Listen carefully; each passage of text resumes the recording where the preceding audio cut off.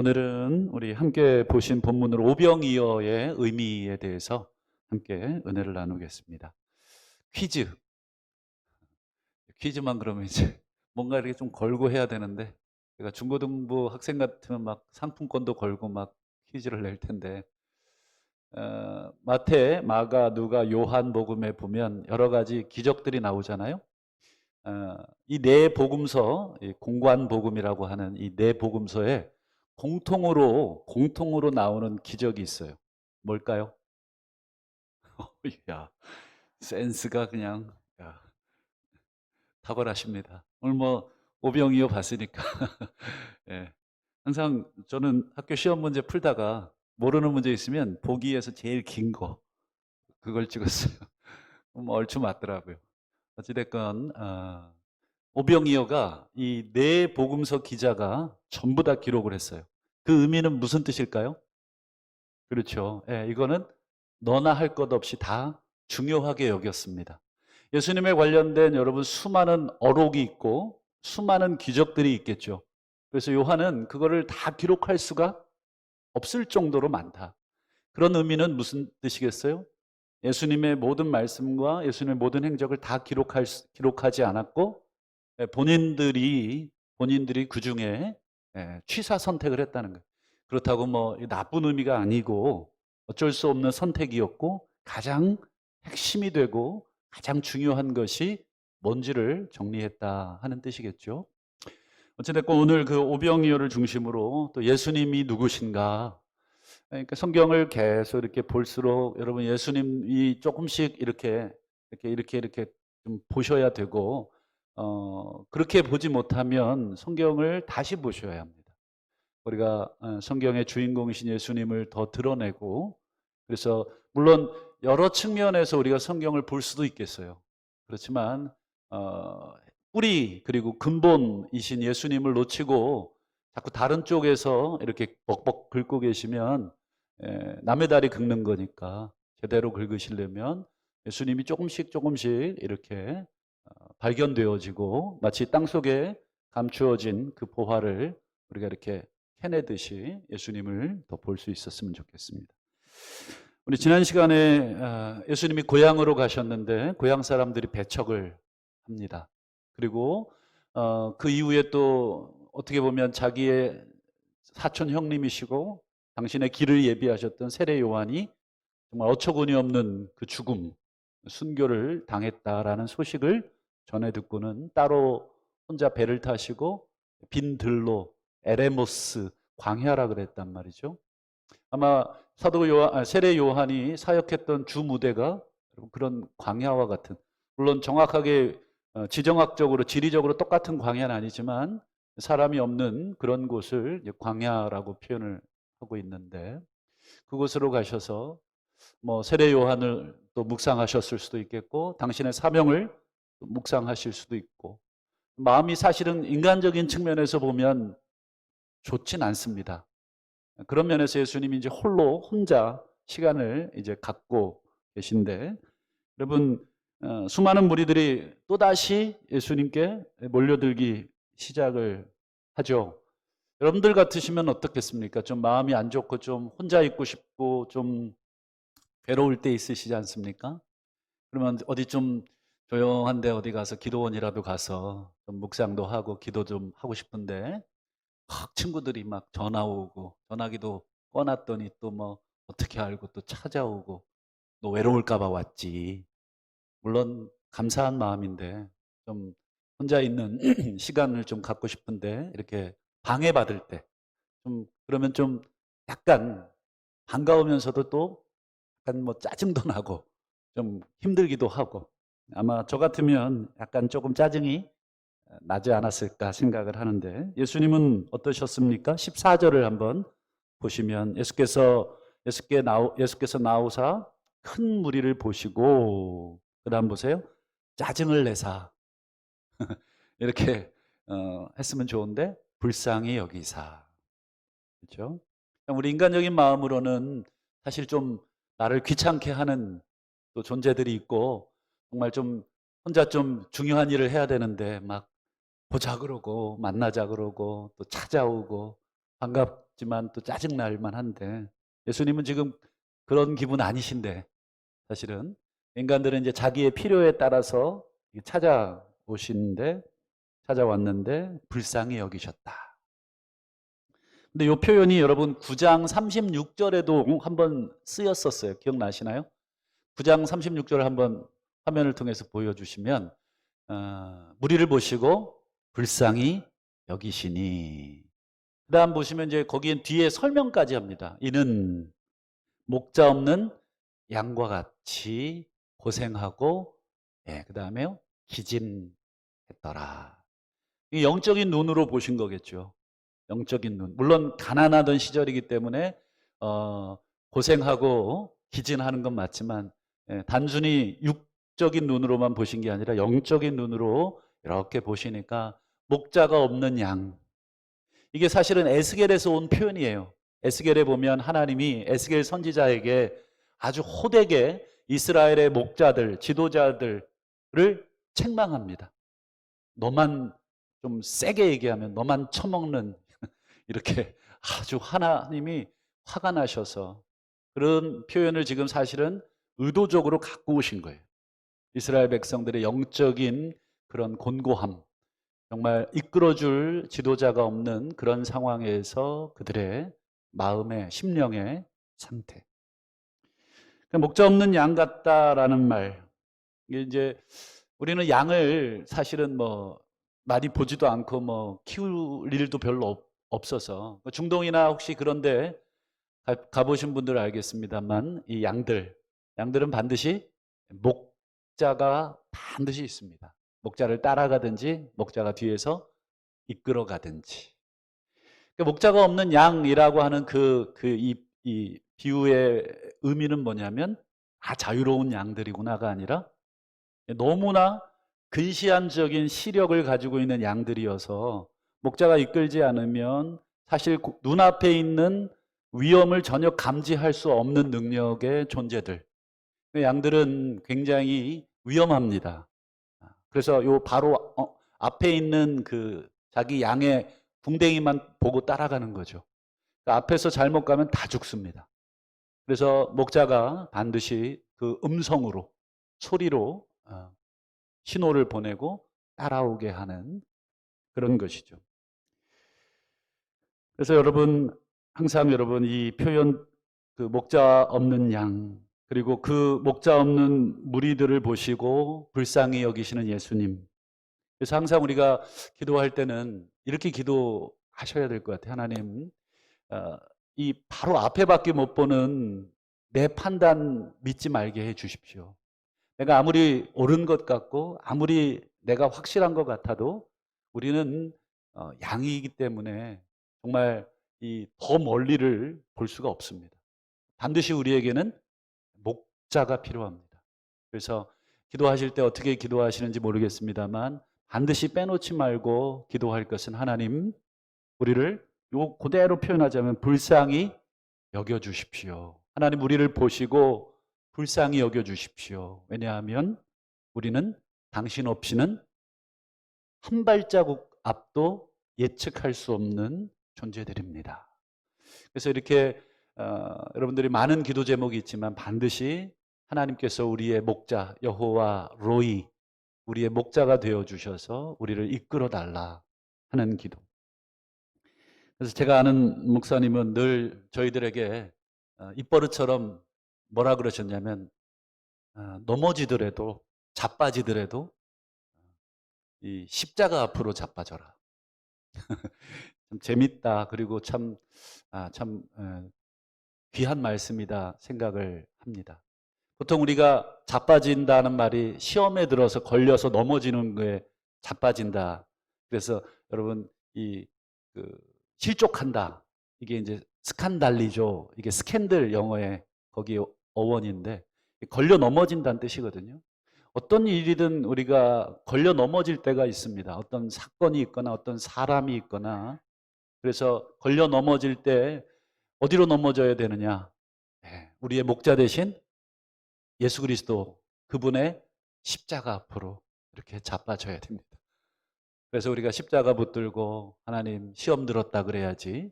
엉뚱한 사람 다리 붙들고 나 시험 들었다고. 여러분 그 사람은 우리를 구원해 줄 힘이 없어요. 자기도 지금 여기 걸려 있는데 내 반대쪽 다리까지 잡으면 어쩌자는 거예요. 같이 죽자는 거죠. 그런 면에서 여러분 넘어져도 십자가 앞으로. 우리 한번 옆에 분들에게 넘어져도 십자가 앞으로.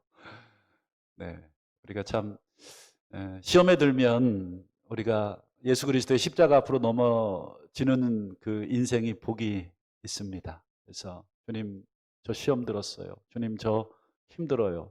이렇게 주님 앞에 엎드려 우시고 우리의 목자께서 우리를 인도하시고 다시 일으켜 세워주실 줄로 믿습니다.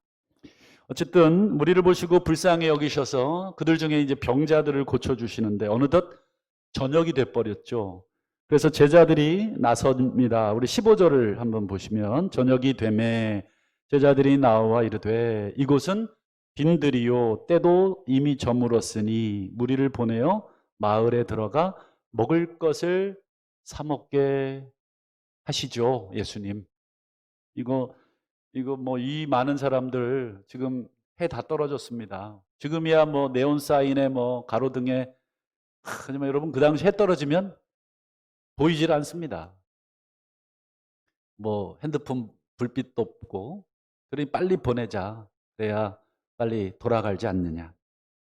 근데 예수님이 뜻밖의 뭐라 그러십니까? 16절. 예수께서 이르시되 갈 것 없다. 너희가 먹을 것을 주라. 참 이 표현에서 눈이 한번 머물게 돼요. 갈 것 없다. 너희가 줘라. 여러분 제자 중에 빌립이라는 제자가 있죠. 재빠르게 계산을 해보니까 최소한 200데나리온이 필요해요. 아까 맨 21절 보면 여자와 어린애 제외하고 남자만 5천 명이잖아요. 보통은 남자들이 잘 안 모이거든요. 벌써 이 수요 예배만 봐도 남자들 별로 없으시잖아요. 보통 여자들이 많이 모이고 특별히 아이들은 기똥차게 모입니다. 그러니까 여러분 대략 얼마나 됐을까요? 한 2만 명 가까이 되지 않겠습니까? 보통 배 이상이 여자요. 그 여자보다 더 많이 모이는 게 아이들이니까 뭐 못해도 최소한 만 몇천 명은 모였을 겁니다. 근데 여러분 이거 어떻게 먹이냐? 200데나리온이 있어도 부족할 거다. 재빠르게 또 수학 선생님이 계셔서 잘 계산하신 것 같아요. 그래서 여러분 한 데나리온은 여러분 그 당시에 노동자 한 명이 하루 동안 일해서 번 그 돈이 한 데나리온이잖아요. 그러니까 200일을 벌어야 돼요. 제가 한번 막 계산을 막 해봤어요. 최저 시급이 얼마인가 봤더니 8,590원인가? 8,600원 정도, 그러니까 10원 빠지더라고요. 8,600원 정도 최저 시급이 시간당. 하루에 보통 이제 점심시간 1시간 빼고 뭐 9시, 6시 퇴근이면은 8시간 일하면은 곱하기 8 하면은 얼마 나오냐 봤더니 68,000 뭐 한 800원, 7만 원 정도 나와요. 7만 원 잡을게요. 하루에 최저 시급으로 쳐서 7만 원을 노동자 한 명이 벌어요. 근데 그게 한 데나리온인데 200데나리온이니까 곱하기 200을 하면 되니까 계산해 보니까 1,400만 원 정도 나오더라고요. 야, 세죠?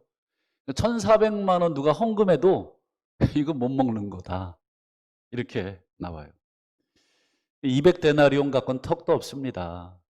그러면서 제가 이제 갑자기 200데나리온이라는 말을 보면서 여러분 베다니 문둥이의 집에 예수님이 들어가셨을 때 한 여인이 예수님께 나와서 이 향유를 그의 머리에 붓는 사건 나오죠.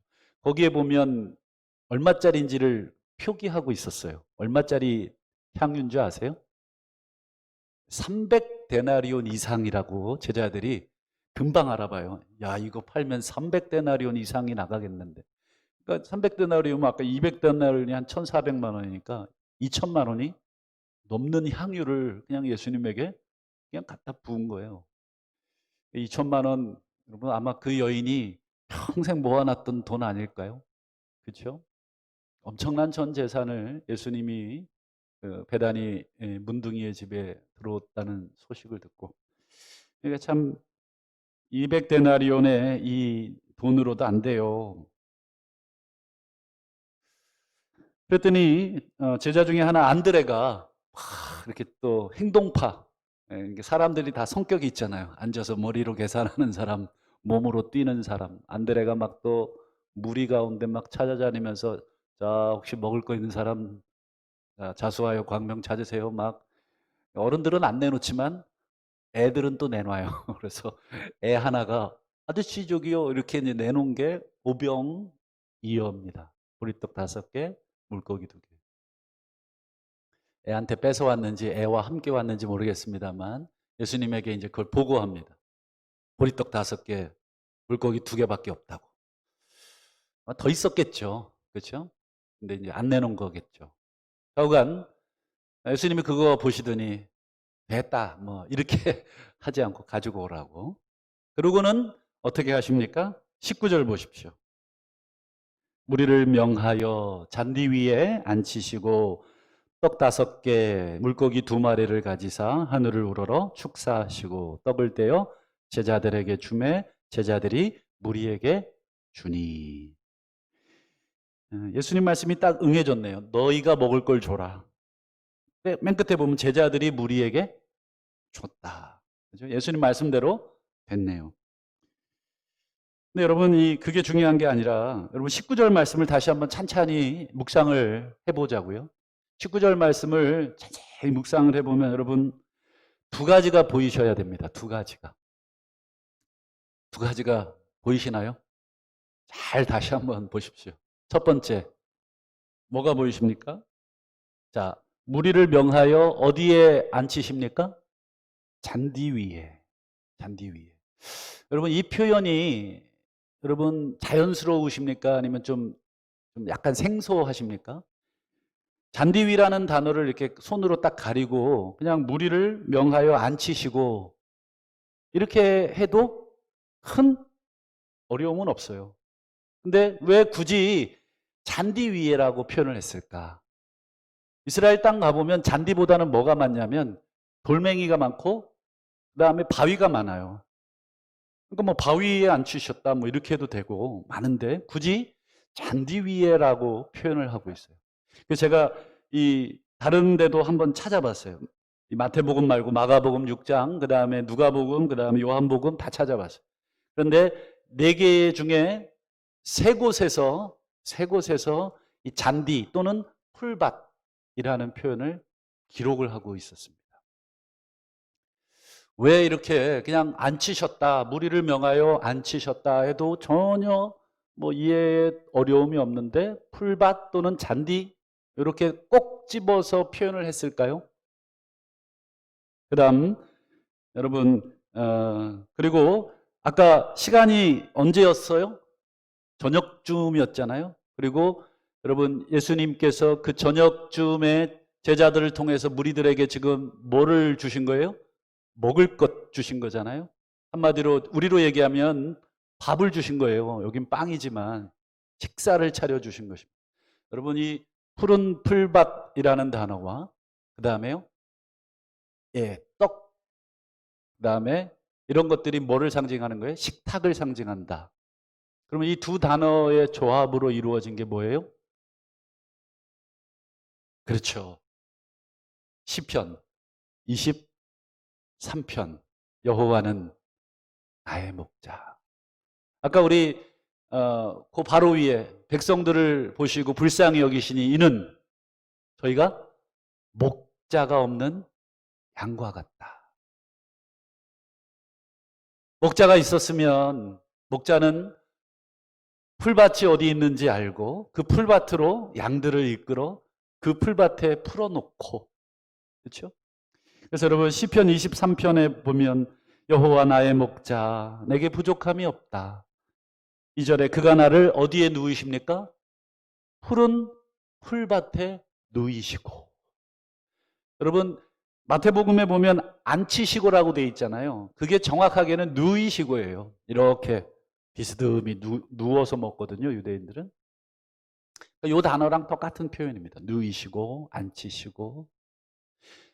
5절에도 보면 원수들의 목전에서 뭐를 차려주셨어요? 예, 식탁을 차려주신 거잖아요. 상을 차려주신. 밥상을 지금 풀밭에서 누가요? 목자께서. 지금 예수님이 목자 없는 양들에게 당신이 목자가 되셔서 지금 풀밭에서 지금 식탁을 차려주고 있습니다. 그리고 또 하나의 모습이 여러분 떠오르셔야 됩니다. 19절을 통해서. 19절을 자세히 뜯어보시면서 어떤 모습이 떠오르십니까? 두 번째. 그렇죠. 우리 화면을 한번 보여주시면 제가 두 성경 구절을 한번 비교를 해 보여드리겠습니다. 마태복음 14장하고 마태복음 26장인데요. 제가 이제 노랗게 칠해진 부분만 여러분들이 보시면 되겠어요. 떡 쭉 그다음에 가지사 떡을 가지시고 그다음에 하늘을 우러러 뭐 하십니까? 예, 축사를 하셔요. 감사의 기도가 축사입니다. 감사 기도하시고 그다음에요. 떡을 떼어서 그다음에 제자들에게 주셨다. 마태복음 14장 이 오병이어 사건에서 예수님의 그 이 하나, 둘, 셋, 네 개의 동사, 떡을 가지시다, 축사하시다, 떡을 떼시다, 제자들에게 주시다. 이 네 개의 이 사용되는 행동, 이 뒤에 26장 26절에 예수께서 떡을 가지시고 축사하시고 축복하시고 떡을 떼어서 제자들에게 주시다 라고 하는 그 표현과 정확하게 똑같습니다.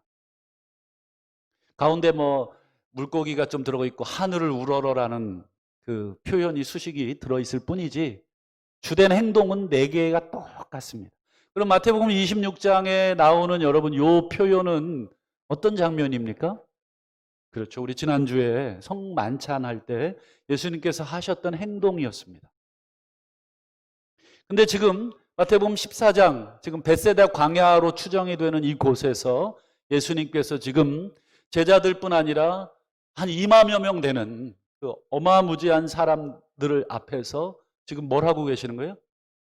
예, 성찬식을 하시는 것과 똑같다는 것을 마태는 의도적으로 그냥 예수님이 성찬식 때 제자들에게 썼던 그 표현을 그대로 예, 벳세다 광야의 오병이어 사건에 예수님의 행동에다가 그대로 묘사를 해주고 있습니다. 여러분 이 성만찬이 더 의미가 있는 것은 여러분 지금 이 벳세다 광야에서 오병이어 기적을 베푸시던 그 시기가 시기라 그래야 되나 절기라 그래 절기가 언제입니까? 여러분 요한복음 6장에 보면 똑같이 그 오병이어가 기록되어 있는 평행 본문인데 요한복음 6장은 분명하게 예수님이 이 오병이어 벳세다 광야에서 사람들을 먹이시던 그 때가 언제인지를 설명합니다. 언제입니까? 6월절이 가까운 때다. 제자들과 함께 마지막 그 성찬을 먹었던 때는 6월절 전날이었고 지금은요 6월절보다 조금 더 가까운 어느 시점에 지금 예수님이 지금 온 백성들에게 큰 무리라고만 표현되어 있는 많은 사람들 앞에 지금 뭘 하고 있는 거예요? 성찬을 베풀고 있는 것입니다.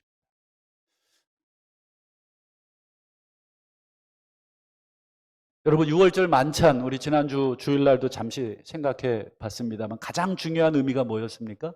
바로 예수 그리스도의 죽으심, 그분의 살과 그분의 피를 우리가 함께 기념하고 기억하고 우리가 그분의 죽으심에 우리의 죽으심을 그분의 부활하심에 우리의 부활하심이 서로 연결되어 있다.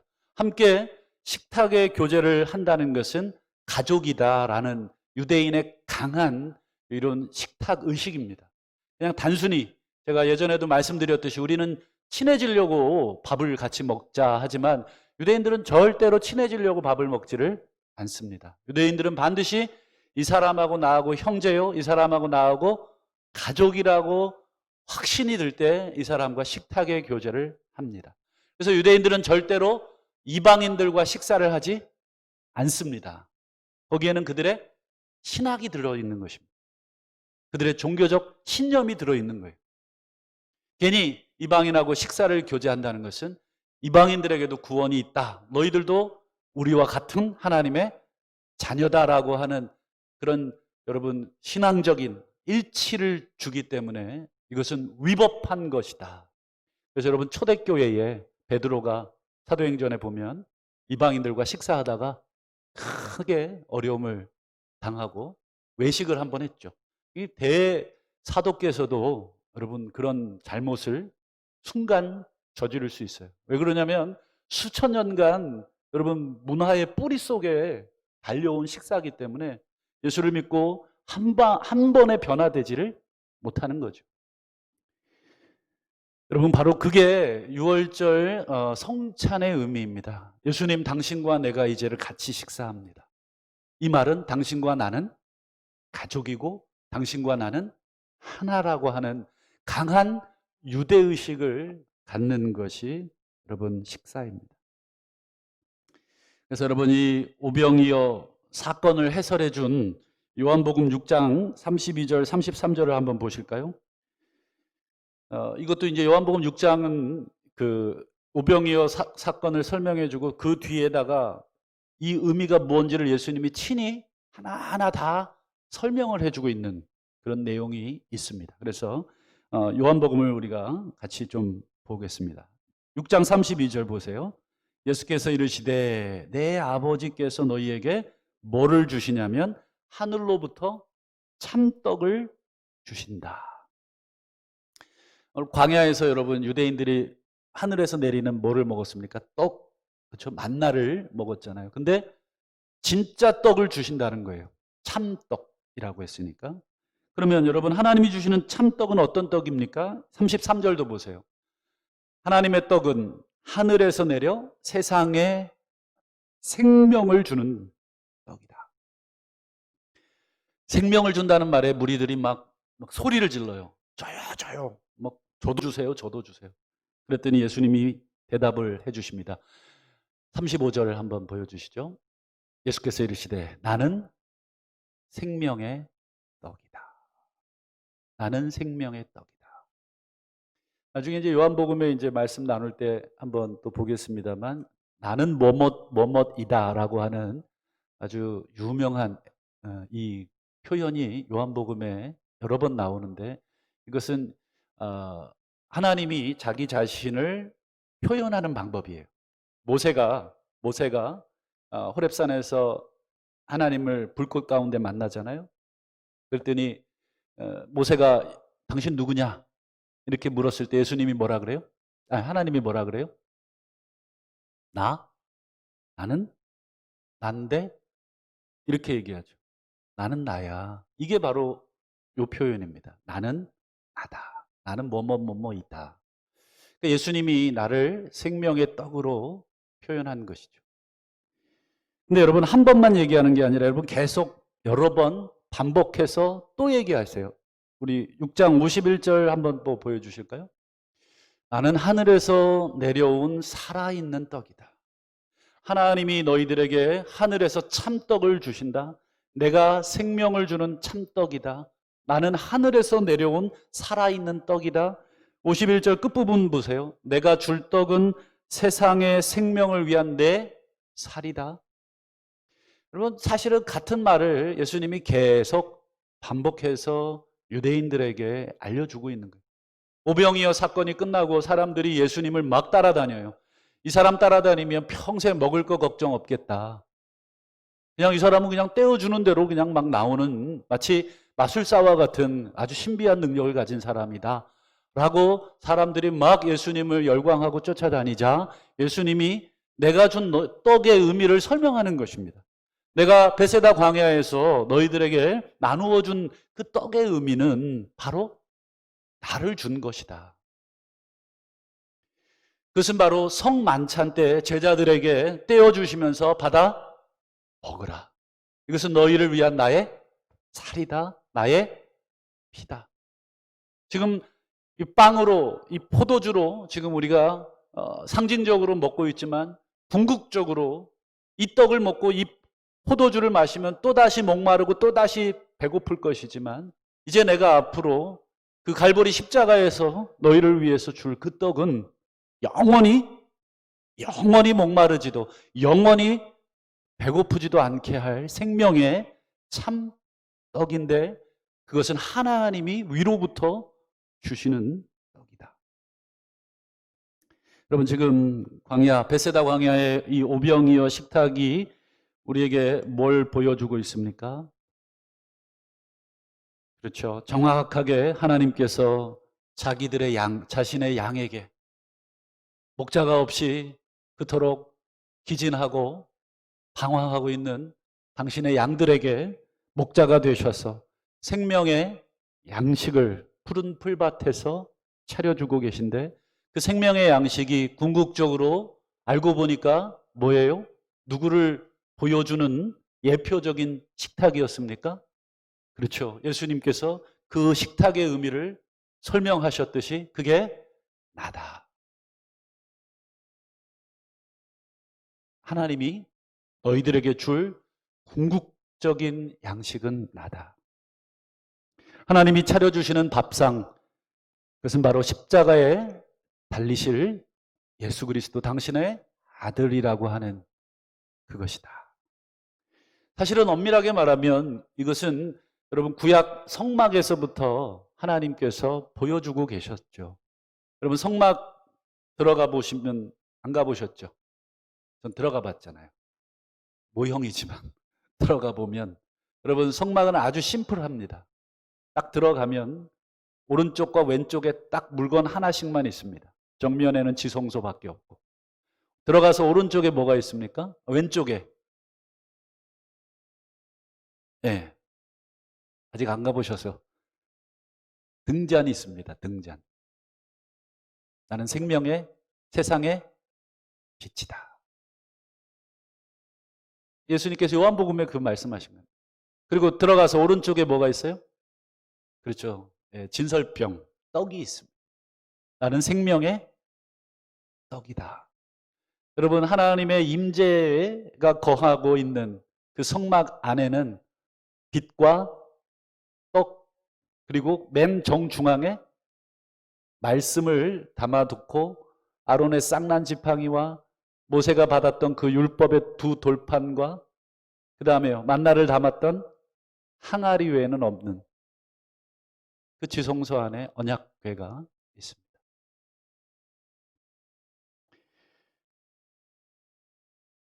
여러분 목구멍이 포도청이라는 말이 있죠. 우리가 먹고 살기 위해서 포도청, 감옥, 우리 경찰청 뭐 이런 데 잡혀간다 할지라도 못할 짓이 없다. 정말 일단 먹고 살아야 될 거 아니냐. 내가 뭐 지금 죽게 생겼는데 이게 뭐 도둑질이니 아니니 그게 지금 문제냐. 잡힐 때 잡히더라도 먹고나 죽자. 뭐 이런 식의 표현을 할 때 목구멍이 포도청이라는 말로 우리가 빗대서 표현합니다. 사람들이 오늘도 우리 이 배고픔의 문제, 빵의 문제를 여러분 채우기 위해서 우리 하루하루 살아갑니다. 그래서 얼마나 고단하고 얼마나 피곤합니까? 근데 여러분 그것이 잘못됐다는 것이 아니라 정말 문제는 무엇입니까? 예, 그렇게만 산다는 게 문제입니다. 그것이 다인 것처럼 매일매일 수고하지만 영원한 생명을 줄 수 없는 그 떡과 그 음료를 여러분 사람들은 끊임없이 찾아 나서지만 결코 그들에게 생명을 줄 수 없다. 그래서 요한복음 6장 27절에 예수님이 뭐라고 말씀하십니까? 썩을 양식을 위하여 일하지 말고 영생하도록 있는 양식을 위하여 일하라. 영생하도록 있는 양식이 뭐예요? 네, 지금까지 요한복음 6장에서 예수님이 오병이어 사건을 통해서 보여주시고 직접 못 알아먹을까 봐 그 사건의 의미를 설명하시면서 내가 하늘로부터 내려온 생명을 주는 생명의 떡이다. 그리고 너희들을 살리는 내 살이다. 라고까지 말씀하시고 영생하도록 있는 양식을 위하여 달려가라. 그러니까 그것은 곧 무엇입니까? 예수 그리스도를 위하여 달려가라. 여러분 예수 그리스도 그분이 진정 오늘 하나님이 오늘 베세다 광야에서 우리에게 베푸신 오병이어의 식탁입니다. 오병이어, 그것은 바로 예수 그리스도를 우리에게 먹이시고자 하시는 하나님의 그 불쌍한 우리들을 향해 주시는 놀라운 식탁인 줄로 믿고, 여러분 하루하루 자빠져도 예수님 앞으로 자빠지시고, 힘들어도 예수 앞으로, 힘들어도 그 예수 그리스도를 붙드시고, 괴로워도 예수 그리스도를 먹으시고, 다시 한번 오늘 우리의 심령에 가람이 있고 우리의 영혼이 배고프시면, 여러분 썩을 양식, 우리를 영생하도록 있게 하지 못할 양식에 여러분 많은 것들을 소유하고 소비하는데 여러분 목말라 하지 마시고, 오직 그분, 진정한 하나님이 주시는 참 떡이신 그 예수 그리스도를 우리가 오늘도 붙드시고 그분을 잡수시고, 다시 한번 그분으로 힘을 얻고 그분으로 사실 수 있는 복된 인생 되시기를 주의 이름으로 축원합니다.